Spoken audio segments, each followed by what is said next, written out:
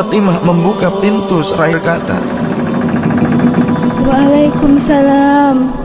Maafkanlah aku, ayahku sedang demam. Lantas Fatimah membalikkan badan dan menutup pintu. Rasulullah sallallahu alaihi wasallam mendengar jawaban Fatimah. Seraya beliau bertanya, "Siapakah yang datang itu, wahai putriku?" Fatimah pun menjawab, Tidak tahulah wahai ayah. Tak pernah aku lihat orang itu sebelumnya. Lalu Rasulullah sallallahu alaihi wasallam menatap putrinya itu dengan pandangan yang menggetarkan.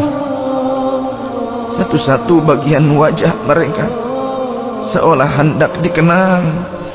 Orang-orang yang berada di samping beliau dipandangnya dengan pandangan yang begitu tenang. Rasulullah pun berkata, "Ketahuilah wahai putriku, dia itulah yang memisahkan kenikmatan dunia. Dialah malakul maut. Dialah malakul maut." Maka Fatimah pun menahan ledakan tangisnya di depan ayahnya karena mengetahui ajal ayahnya sudah dekat. Lalu malaikat Israel dan Jibril datang menghampiri Rasulullah sallallahu alaihi wasallam. Akan tetapi Jibril tidak mau mendekat kepada Rasul. Jibril hanya menunggu di langit pertama. Lantas Rasulullah bertanya, "Wahai Jibril, jelaskan apa hakku di hadapan Allah Subhanahu wa taala?" Rasul berkata dengan penuh kelemahan. Lantas malaikat Jibril pun berkata, Ya Rasulullah, pintu-pintu langit telah terbuka. Para malaikat telah menanti kedatanganmu. Semua pintu surga telah terbuka lebar menanti kedatanganmu, wahai kekasihku. Namun kata Jibril tidak membuat Rasulullah sallallahu alaihi wasallam.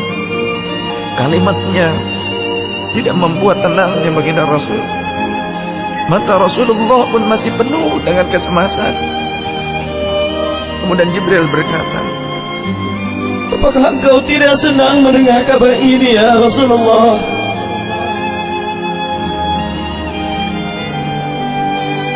Kemudian Rasul pun berkata, "Kabarkan kepadaku bagaimana nasib umatku kelak, wahai Jibril." Lalu Jibril menjawab, Jangan khawatir ya Rasulullah. Aku telah mendengar Allah telah berfirman kepadaku, Kuharamkan surga bagi siapa saja kecuali umat Muhammad telah berada di dalamnya. Detik-detik wafat Rasulullah semakin mendekat, dan tibalah saatnya malaikat Israel menjalankan tugasnya. Perlahan-lahan ruh Rasulullah sallallahu alaihi wasallam ditarik dari tubuhnya. Tampak seluruh tubuh Rasulullah bersimpah peluh. Punah wajahnya dengan tangannya, dan Ali pun kembali mendekatkan dirinya ke bibir Rasulullah sallallahu alaihi wasallam yang mulai kebiruan. Lantas Rasulullah berkata, Ummati, ummati, ummati, kaifari ummati, ummatku, ummatku, ummatku, bagaimana keadaan umatku?